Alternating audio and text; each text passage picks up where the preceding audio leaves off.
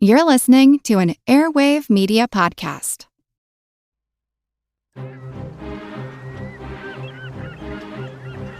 Hello, this is Matt from the Explorers Podcast. I want to invite you to join me on the voyages and journeys of the most famous explorers in the history of the world. These are the thrilling and captivating stories of Magellan, Shackleton, Lewis and Clark, and so many other famous and not so famous adventurers from throughout history. Go to explorerspodcast.com or just look us up on your podcast app. That's the Explorers Podcast. Hi everybody, Queen Katie here. This is one of the last of our Patreon episodes that we are running on the main feed while we are wrapping up our summer break. I just wanted to give a little disclaimer in case this is anybody's first time visiting Queen's podcast. We curse, we are informal, and because this episode used to live behind the paywall, there might be, some excessive silliness, some dogs barking, some personal anecdotes, but we thought this was a really important story to share with everybody. So we hope you enjoy, and yeah, if you don't like your history a little bit tipsy and a little bit bitchy, this is not the podcast for you. Cheers, bitches. Hey, Nathan. Hey, Katie. What's up? Oh my gosh. So we're back again. But we were off during Pride Month. Oh, it's my day. It's my month. It's your month. It's the month of your birth, and it's also, the gays. The gays. Yes. Woo! Well, Nathan, yeah, like I said, we took Pride Month off, but during that month, I went down a rabbit hole about something, and I asked you yesterday if you'd really knew anything about this topic, and it seems like you don't. So are you ready for some Katie story time? Yeah. So, today we are going to talk about an event in history called the White Night Riots. So this is the White Night Riots. And so before I get started, Nathan, let me ask you if any of these names sound familiar to you. Dan White, George Moscone, or Harvey Milk? Okay, Harvey Milk, Avi. Yeah. I know that one. But the other two, I don't. Gay shame. No. Teach me. I think Harvey Milk's the only one of these three people that was gay. And he was the only name that I knew going into this as well. So let's meet these three people and set the scene. The story takes place in San Francisco in the 70s. Harvey Milk, which, if anybody doesn't know who that is, he was the first openly gay man to ever be elected to office. He was Cali. He was going back to Cali. Yes, absolutely. Yeah. He was a board of advisor, and he was on the board of advisors in San Francisco, which San Francisco, I didn't really go into why they do this, but they don't have like a city council. They call it the board of advisors. So it's basically the same thing. So very San Francisco. Very San Francisco for them to just be like, we're going to do this. Going to San Francisco. Oh, I forgot to ask you, are you drinking anything good today, Nathan? Oh, no, I could go get something. I mean, that's up to you. I'm having some rosé. Let's take a quick pause. Let's take a quick pause before we get into the story for Nathan to go get a drink. All right. So you got a drink now? It looks like you got a can of something. What you drinking? Flowers in your hair. Ranch water. Water. Love it. Refreshing. Anyway, so it's the 70s. We're going to San Francisco with flowers in our hair. And Harvey Milk is the first openly gay person elected to public office. He's on the board of advisors. So yes. One thing you need to know about the political landscape at the time is that it's kind of new, that it's not like illegal to be gay in California.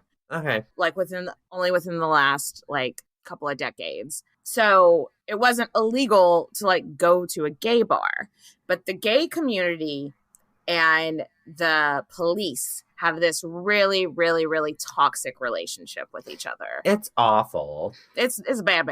The cops would go into gay bars and arrest these guys that were like gay on the DL, but then like they couldn't hold them for anything because they weren't doing a crime. Oh, you're wearing women's socks. Oh, so you we're gonna straight arrest to jail. you. They bring them to jail and then like have to let them go because they hadn't done anything. But then it would, but then these people are outed because like who's arrested is public record, I don't like this. I don't like this already. No. Yeah, it was a real dick move. Here at Queen's Podcast, we call that a dick move. Can't stress this enough. Horrible decision. Yeah. Okay, keep going, Katie. Don't fucking out people that aren't ready to be out in the 70s. Yeah. So, Not cool. Now. Don't fucking out anybody. It's none of your Not cool move, bro. Not cool move, police force. So that kind of sets the scene and we're going into the story with already a bad relationship with the cops and the gay community at the time. San Francisco at the time, like a quarter of their population was gay. So it was. Still, it's probably it might be more now, but it was just starting to become. I'm not saying. I'm just saying. I'm just saying. My whole life that I can remember, San Francisco has always been like the gay. And it was like becoming that at this point. Okay. So, yeah. And it seems like the police department is really starting to resent all these gays moving in and cleaning up the streets. I don't fucking know. Like, they don't like it. They don't like it. And it's a bad look for them. Absolutely. Yeah. So, yeah, let's pivot and talk about Harvey Milk. He was an openly gay guy from New York, and he moved to San Francisco in the 60s. From early on, Harvey had been like this really huge advocate for the gay community, and he had been nicknamed the mayor of Castro Street. And Castro District is like the gayest. Gay. Gay.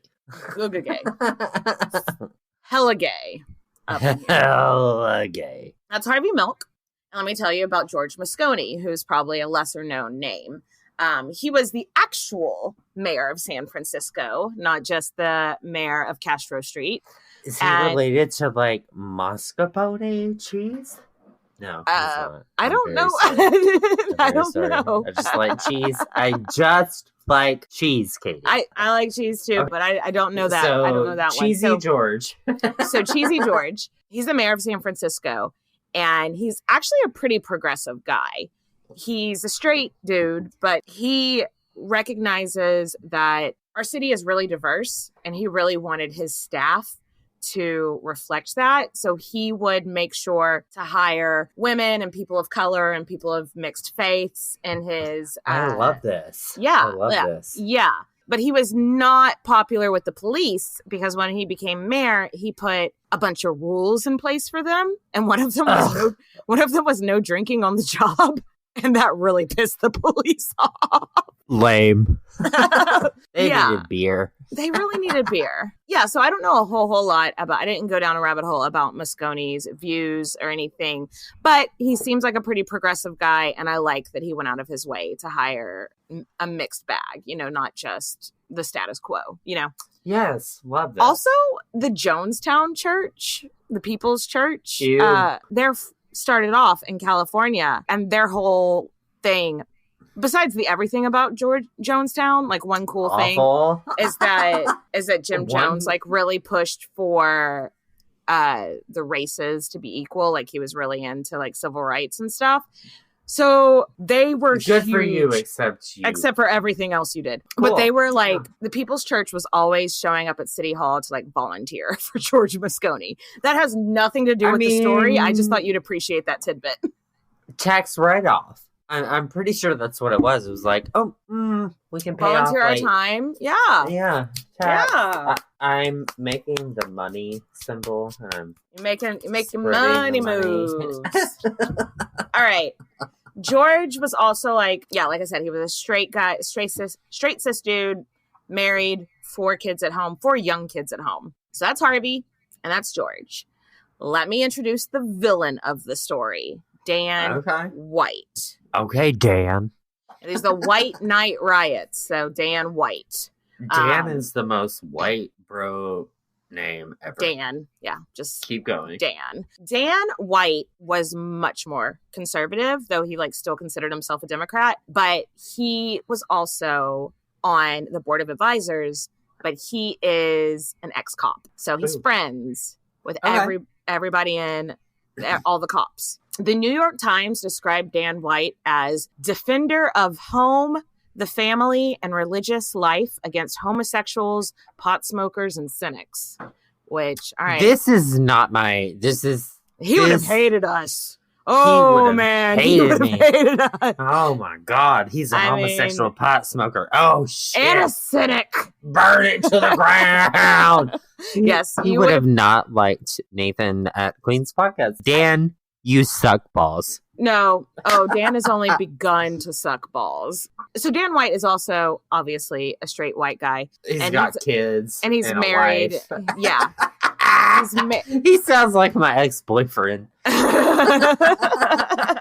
Oh, God. Here, keep going, Katie. Okay. At first, Dan White and Harvey Milk, even though they had opposing views, at first they got along. They were friends. Harvey Milk attended Dan White's son's christening. Like, they were buddies despite their differences at first, but eventually they just disagreed on so many things that they just couldn't see eye to eye, to the point where like they wouldn't even speak to each other. If they had something to say to each other, they'd like tell their assistants to go tell the other one's assistant.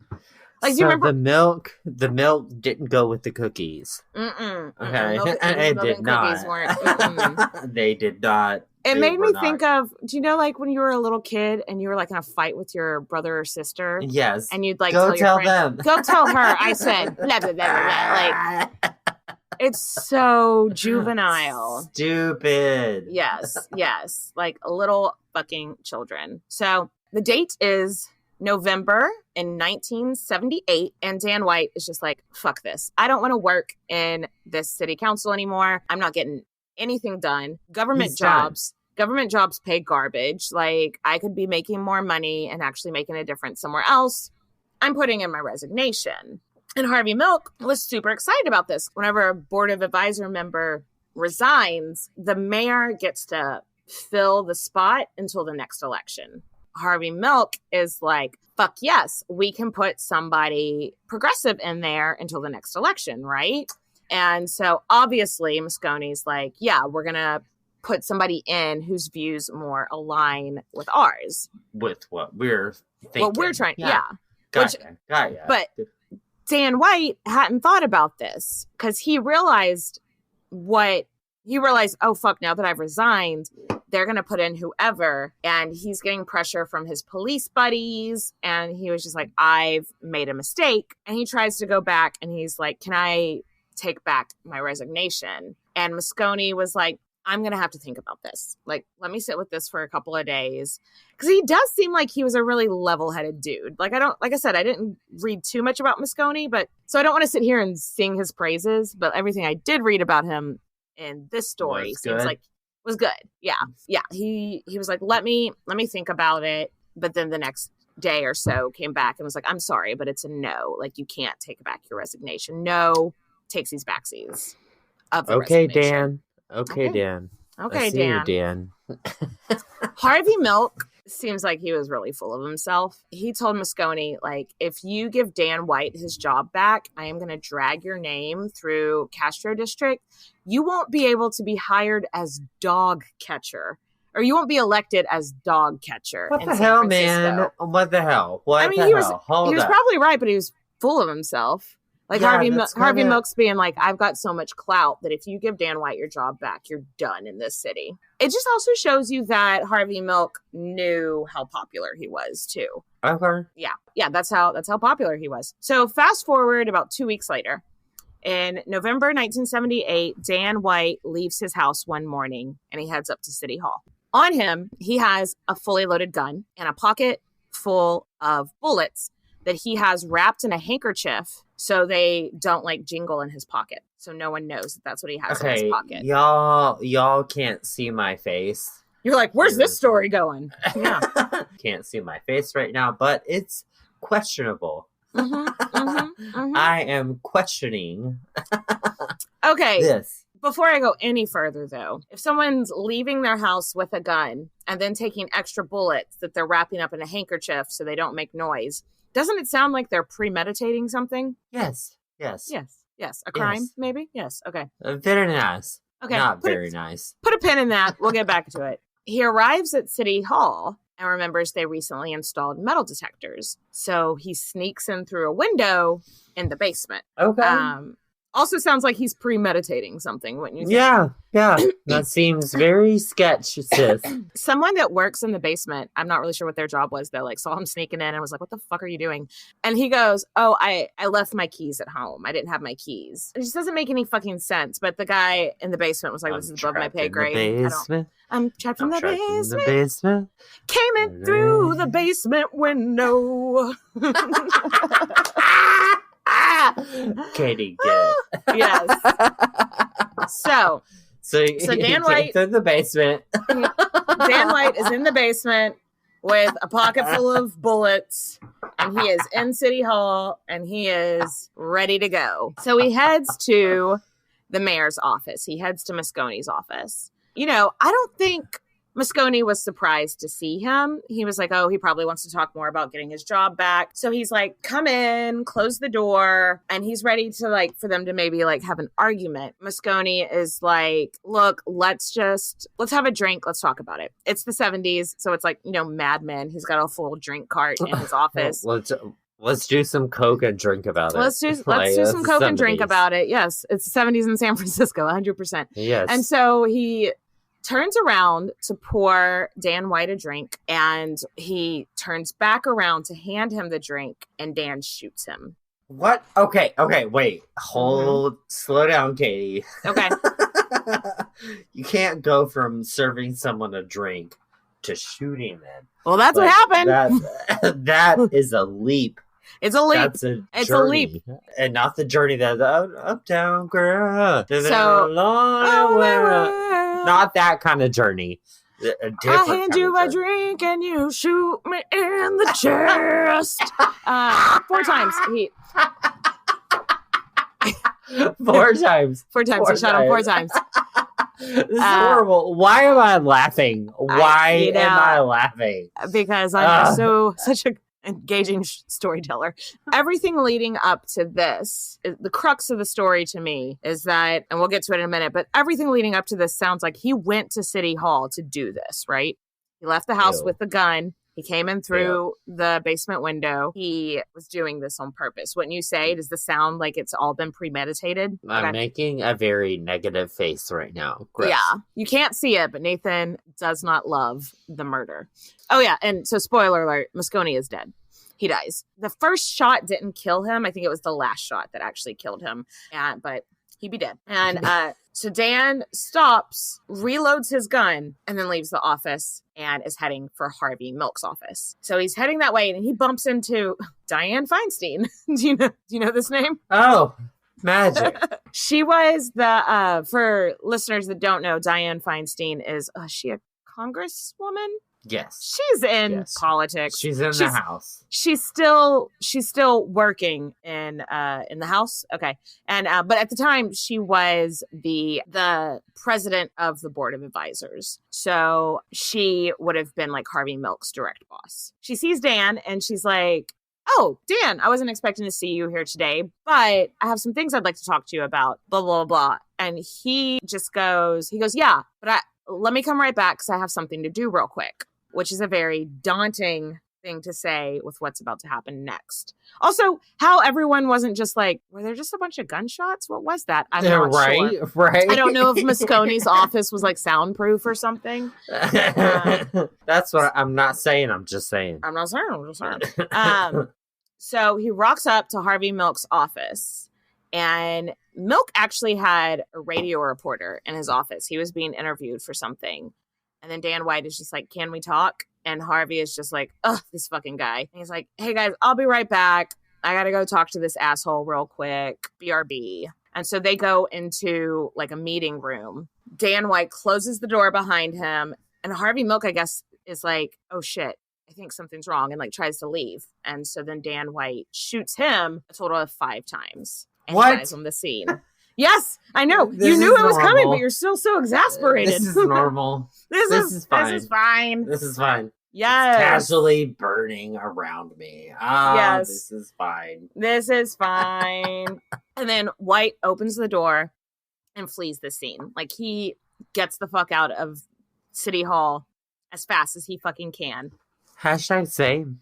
Yeah. Well, you know, when you're a criminal, you gotta run. maybe don't shoot people and you won't Yeah. need to leave the scene so quickly. So Diane Feinstein sees him like GTFOing, and she is like, maybe I did hear gunshots. And she finds Harvey Milk's body, and like she tries to get his pulse, and her finger enters a gun wound. I like a bullet wound. That's like, not fun. Can you? Poor darling. No. Poor darling. Poor darling. Except Sweet she is mayor baby, now. What's her name? Diane Feinstein. Sweet baby Diane Feinstein. Sweet baby Diane Feinstein. But she's mayor now because as the president of the board of counselors or whatever the fuck it's called, she is now mayor because Moscone is dead. So she was the first female mayor of San Francisco. I wish it had happened. Some dude died. Because some dude got shot. I wish it had happened under better circumstances.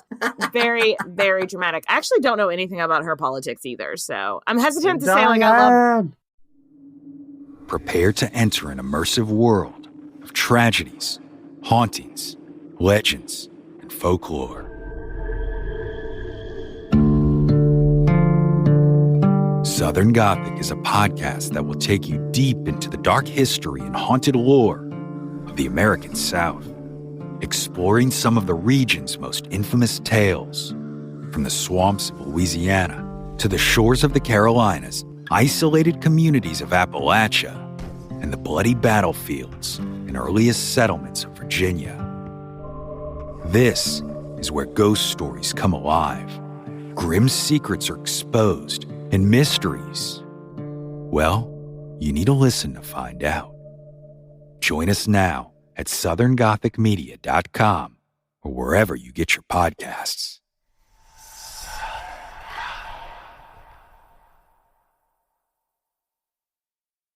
Was the Sphinx 10,000 years old? Were there serial killers in ancient Greece and Rome? What were the lives of transgender, intersex, and non-binary people like in the ancient world? We're Jen.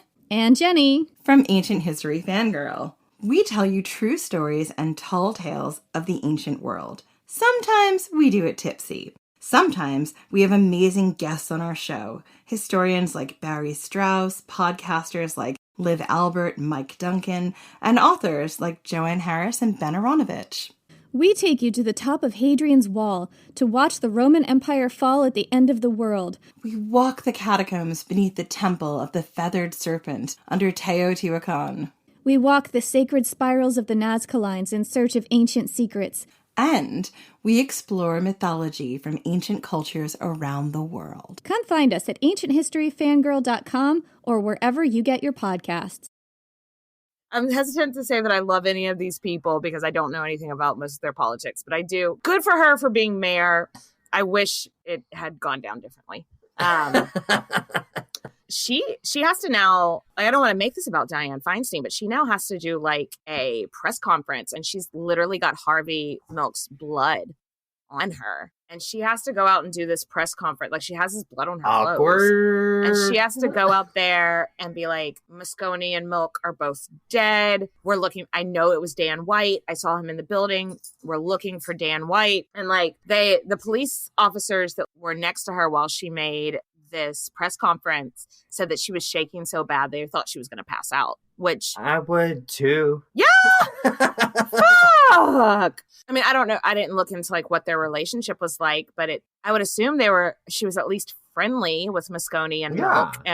But regardless, to find somebody dead and then rush to go check for a pulse and then, oops, my finger is in your neck hole or whatever. Like, ugh.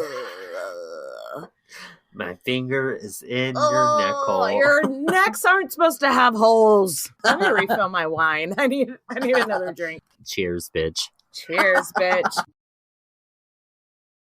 So Diane Feinstein is giving this press conference and she's like, Dan White did this. I saw him run out. It was Dan White. Why why isn't Dan White already in prison? Like, what the fuck? Because you would assume that, yeah, they were like, oh, everyone saw him. Now he's gone. They saw him run out. You would assume he would have been arrested immediately, right?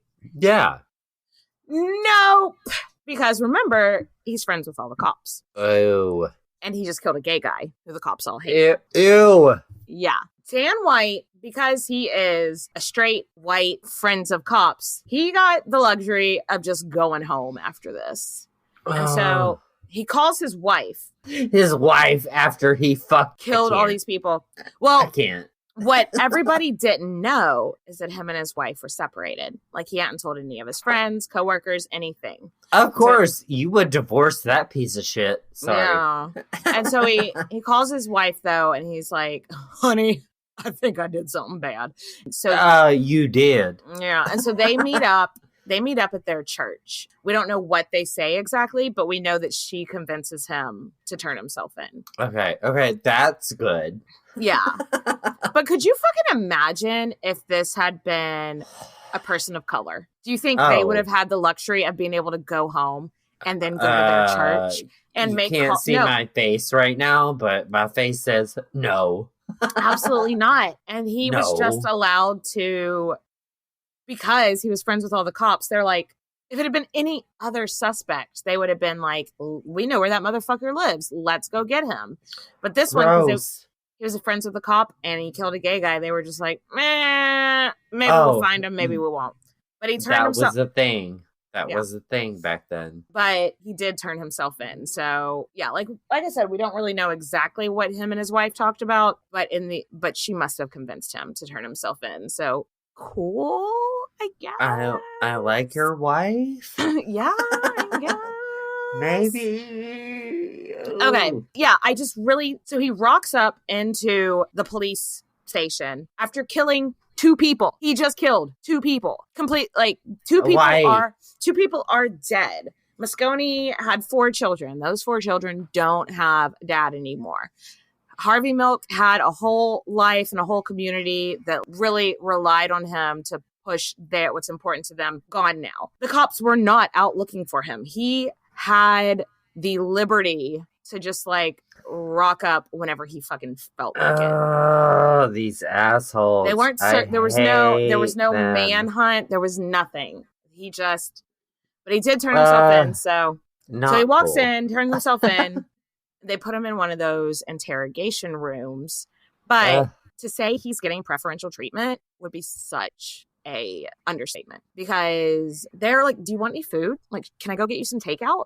Like, they brought him burgers. Like, they being like, it's okay, buddy. Like, yeah, we'll figure this out together. Do you think most criminals that are being interrogated have their friends make them McDonald's runs in the middle of their... No, like, he was getting very special treatment as a murder suspect. I would be angry. I'm angry. You can be angry. I want to punch somebody in the face. It's not cool. It's not cool at all. It's not cool. That's not cool. Murdering people. Not cool. You heard it on Queen's podcast. Queen's. We're going to take the controversial stance in that we don't think you should murder people. Murder. Not cool. Don't do it. Don't keep going, but keep going, Katie. Okay. So Dan gives his testimony. And this is why I kept bringing up about how everything sounded. It sounded to me like he left his house with the intent to kill people. But he gives his testimony, but he swears up and down in every which way that it was not premeditated. He didn't know he was going to do it until he did it. And I'm like, excuse me, what? Excuse me. Yeah, you did. What? Well, because let's look at the facts. I need to take several breaths. Hold on. Okay. Okay, we're good. Okay. Go ahead. The facts are he left his house with a gun in the first place. That wasn't he wasn't usually a gun guy. Suspicious.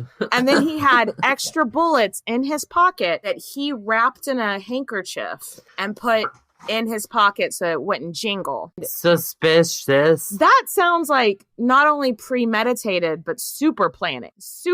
Yeah. Super suspicious. He came in through the basement window to avoid the metal detectors. Oh my God. So he took that extra step to avoid metal detectors. So that is also pre-planning that you're going to go in and do something. After shooting Moscone, he told Dianne Feinstein, I have to go do something real quick. It sounds like he was premeditating his next step. I don't like this guy. Yeah. I don't like so I just don't understand how someone could be like, but it wasn't premeditated with all of that, you know? Yeah. Gross. The aftermath of the murders before Dan's trial was an absolute media storm. Moscone's funeral had over 4,000 people attend. Harvey Milk was cremated and his ashes were distributed somewhere very dramatic. It's perfect. So I don't want to talk about Dan White's trial too much because there are a lot of it's very complicated. That could be its own episode. And there are a lot of other podcasts that already cover his trial. If anybody listening wants to learn more, there is a podcast called Maintenance Phase. And they have an episode called The Twinkie Defense. And they talk about this trial in great detail. Nathan, have you ever heard of the phrase the Twinkie Defense before? It sounds like my new stage name. Oh, what? The Twinkie Defense. The Twinkie Defense. I'm a twink. I'm a twink. Oh! I was just like, because you like snacks? I don't know. I didn't get it for a second. Have you ever heard of that phrase before, though? No, I have not. And again, if anybody wants more on this, go listen to that episode. It's Maintenance Phase, the Twinkie Defense. Basically, one of his lawyers argued that he usually ate a really healthy diet, and that day or something, he had ate a Twinkie, and the sugar fucked with his brain. Sounds about right. Yeah. That's anyway, what happens when you fuck a twink. It was a ridiculous. Exactly. But one thing I do want to say about his trial is that it was a really fucked up situation. Like I said, I'm not going to go into it too much, but the cops, his friends that he used to work with, did fundraisers to raise money for his defense lawyer. Oh. Right? Isn't that fucked up? It's fucked up. It's okay, you can't act like you're non-biased here.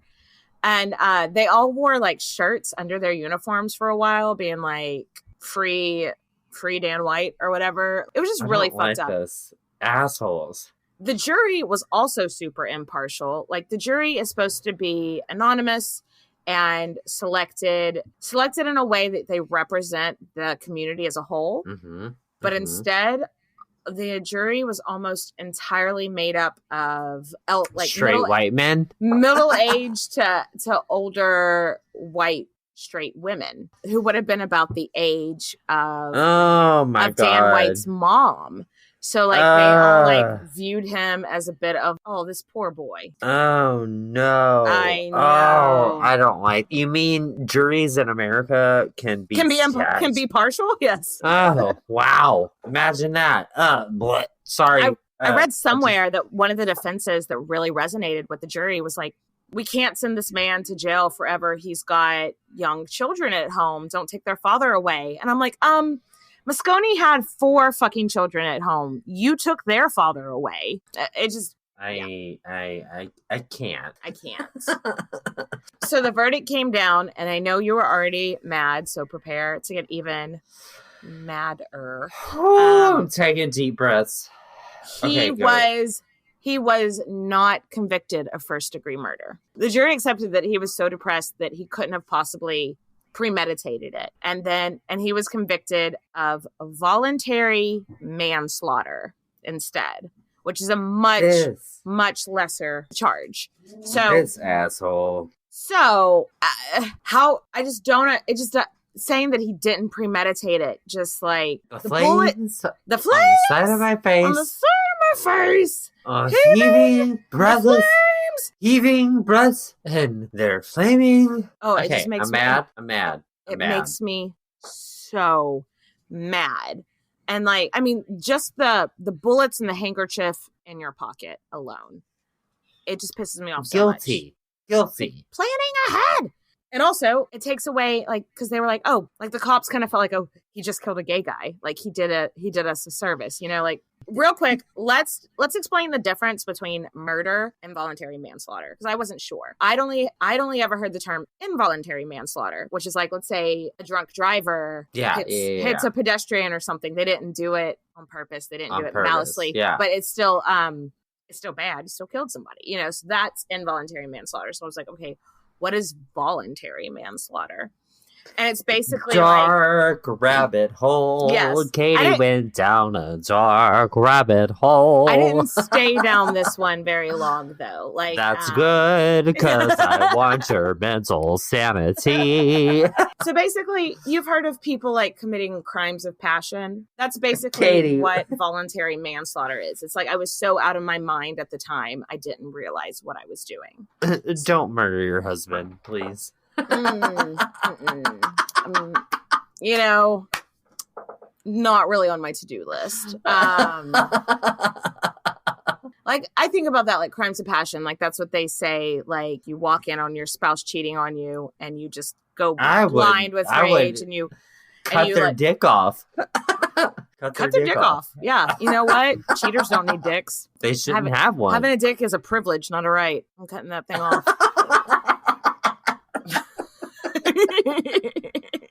Oh my god.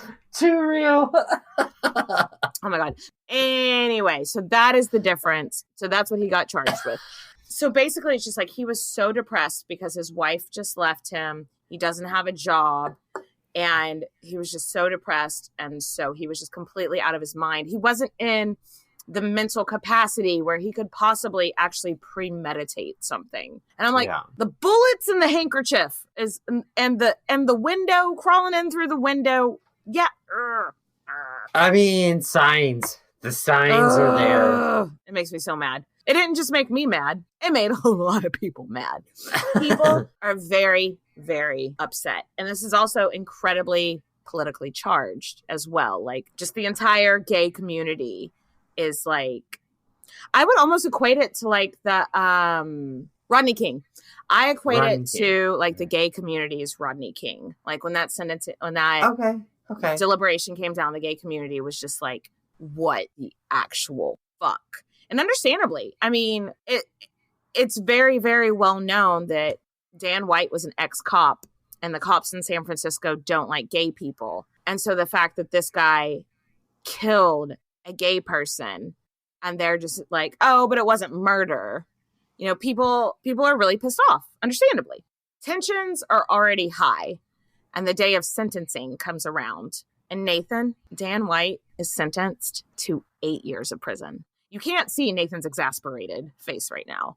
Anger. 8 years. He killed 2 people. I was reading recently about a woman. She's getting pardoned. She killed the man that kidnapped her for sex trafficking, and she was sentenced to life in prison. She's getting what? She's getting let go now. Like she's been pardoned now, and that's how the story came to me. But I just think of like this woman who killed a man to survive got a harder punishment than this man that walked into a building and shot point blank in front of the entire city hall. You know, what like in the actual 8 years. Yes. So that was kind of the reaction of everybody in San Francisco, but like a little bit madder. Like everybody was at the actual fuck. Yeah. They were like, oh, let's break some shit. You know, like everyone is super pissed off. The gay community is just like, so basically what you're telling the world is if you kill a gay person, you get off with a slap on the wrist. Right? I mean, that's not wrong. That's what this sentencing says to that community. How do you, as a gay person, do you feel you're murdering me? You're murdering me. And you're getting a slap on the wrist. Like, does it feel politically charged to you? Like, just from the base level that you know of the story? I don't like this story, Katie. I love you. This is terrible. Keep going. Okay. Okay. So, Harvey Milk's birthday, his 49th birthday, would have been May 21st, 1979. And all right, so he's like a Gemini. Oh no, is he a Gemini? Yeah. He's a Gemini. Yeah. Technically, yeah.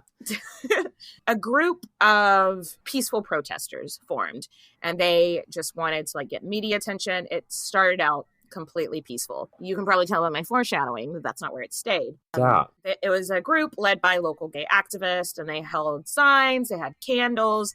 You can Google, and I'm going to put a couple of images up on our Instagram.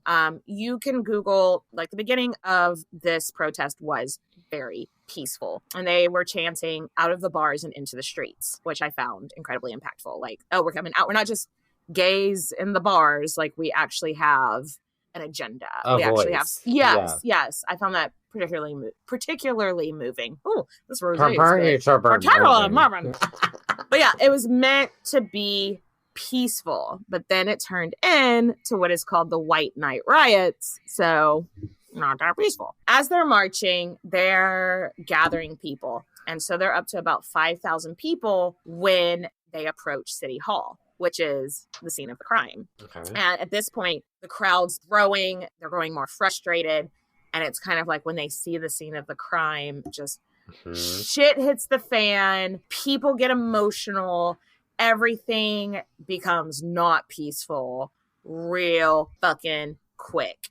And that is when this big gay mob attacks City Hall. And that's when the lights went out in Georgia.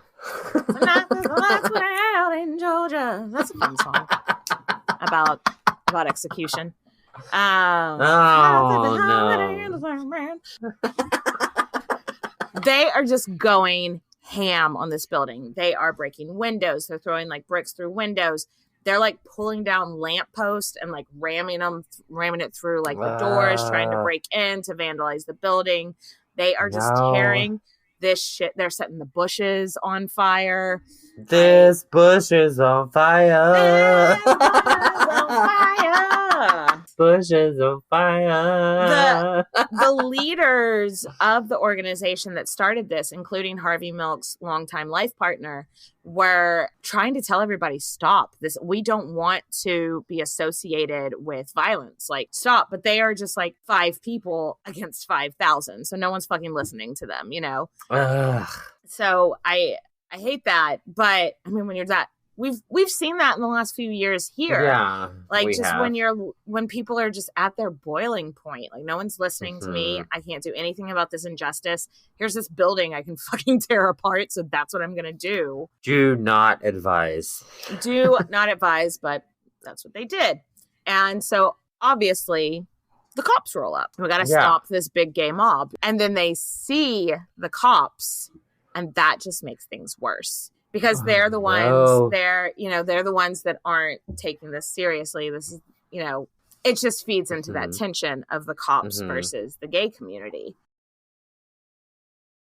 The cops did nothing to subdue the crowd. It just made everything worse. The cops they kind of let them riot for a minute. And then when they went to go shut it down, they were like gassing people, hitting them with their batons. Thank God at least not shooting anybody, but like, it just turned into... Assholes. Hey, Matt. Did you know that wombats poop cubes? Nope. Never heard that before. Did you know the unicorn is the national animal of Scotland, Ken? I didn't know, nor do I care. Neil, did you know that Liechtenstein is the only doubly landlocked country in Europe? Jeff, isn't that an American pop artist? Well, actually, it's both. If you want to learn things like that and more, join us each week on Triviality, a pub trivia-style game show podcast where a lack of seriousness meets a little bit of knowledge. Listen in each week to answer general knowledge trivia alongside exciting guests from around the world.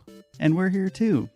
Join us every Tuesday for new hour-long episodes of Triviality, plus tons of extra theme content on everything from The Office and Lord of the Rings to science and geography. And sometimes we even do sports.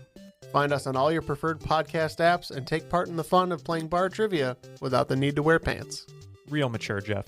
Forget it, Neil. It's Triviality.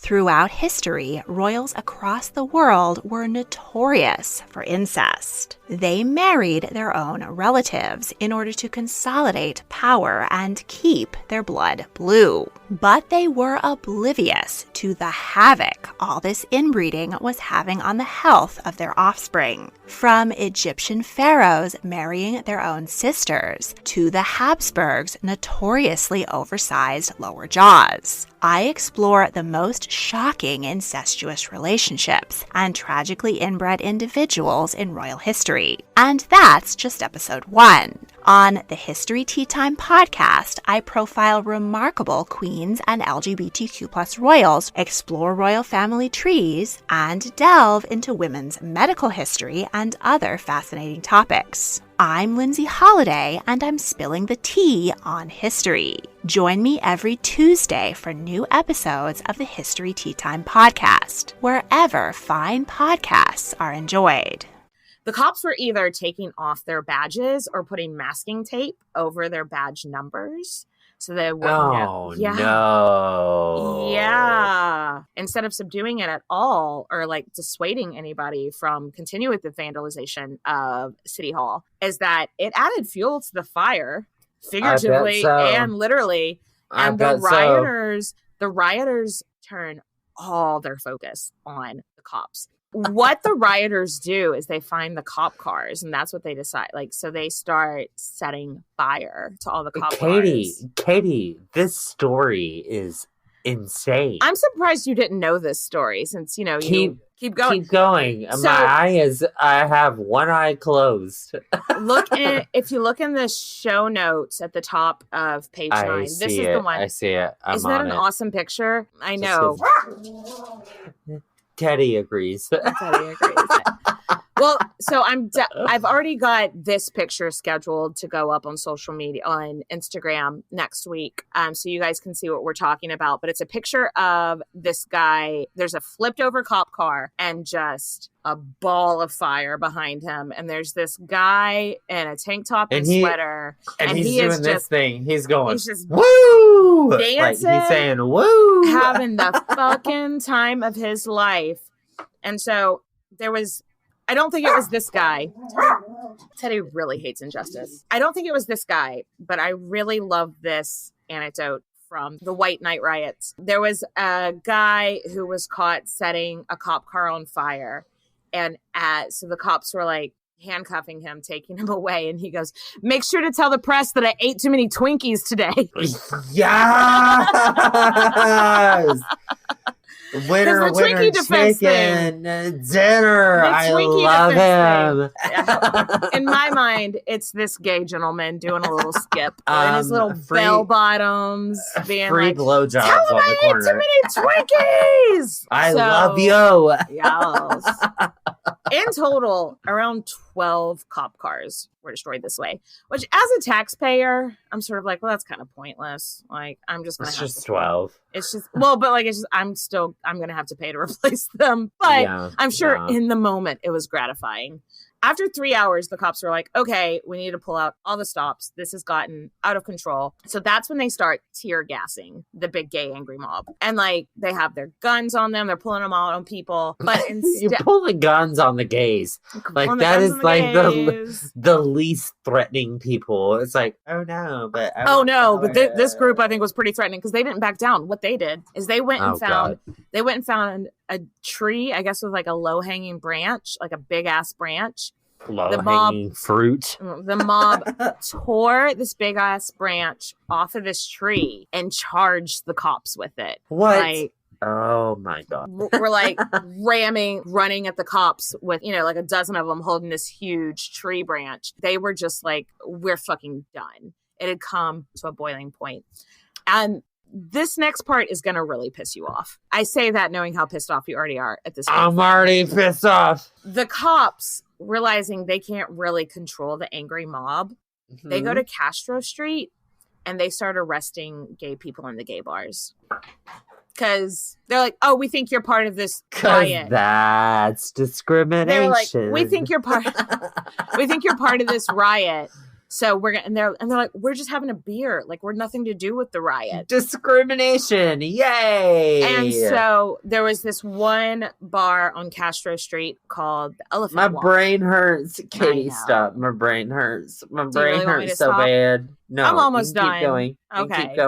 Keep going. There was this one bar in the Castro district called the Elephant Walk. The cops went in and started arresting everybody, and they were throwing bar stools. They were beating people with batons. They were arresting people.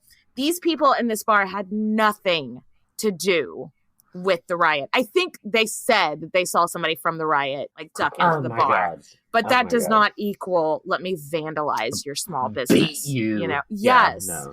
Yeah. It just feels like they were like, we can't control the angry mob, so let's pick off the people that we can. It was disgusting. I need several deep breaths. Several deep keep breaths. Going. Keep going. One okay thing is that the chief of police, one okay thing is that the chief of police heard about what was going on at Elephant Walk, and he went down there personally and was like, stop. Yeah. And he made one should. He made like a public statement being like, what those cops did going into the bars was wrong. So yay. I mean, the bar is on the fucking floor here, but one person at least did the right thing. Question mark? Yeah. The witnesses saw some of the cops later that night at another bar drinking once they were off duty and toasting to Harvey Milk's death.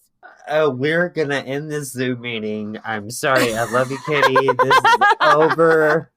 It sounds like discrimination. Yeah. I cannot. Yes. I can't. Okay. Not. We're almost done. We're almost done. I'm about to vomit.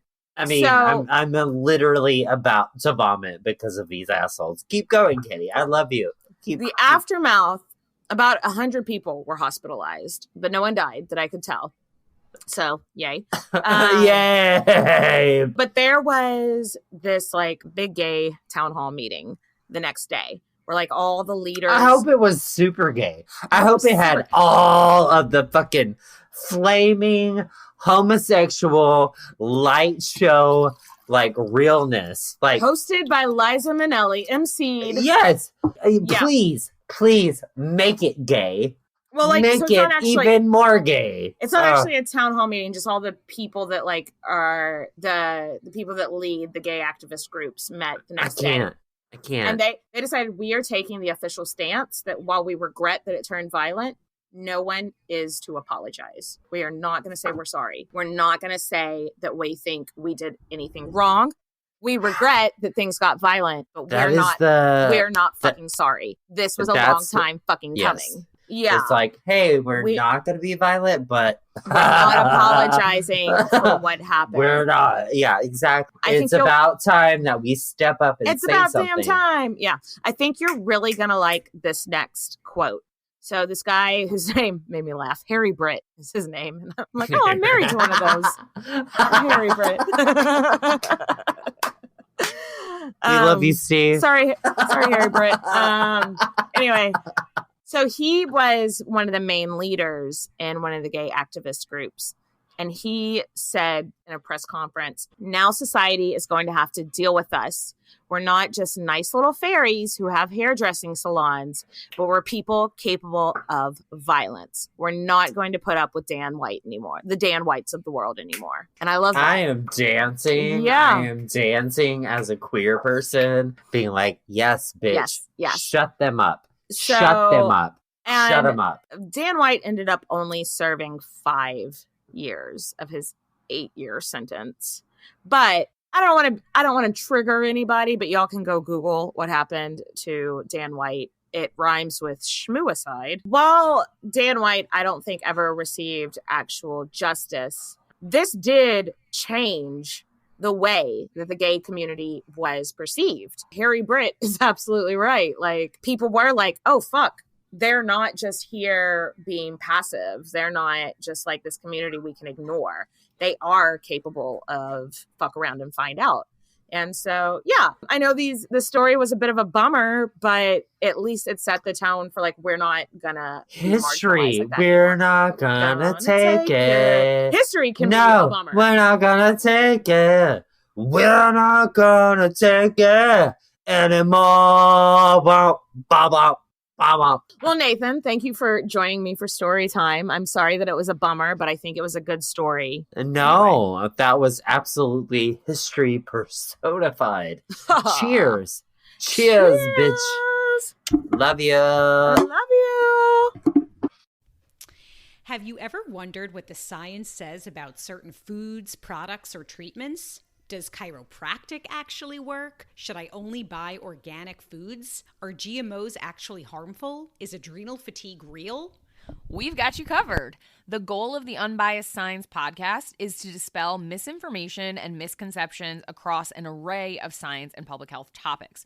We love to debunk myths and help arm our listeners with information so they can make evidence-based decisions. Make sure to tune in to the Unbiased Science podcast to get all of your questions answered.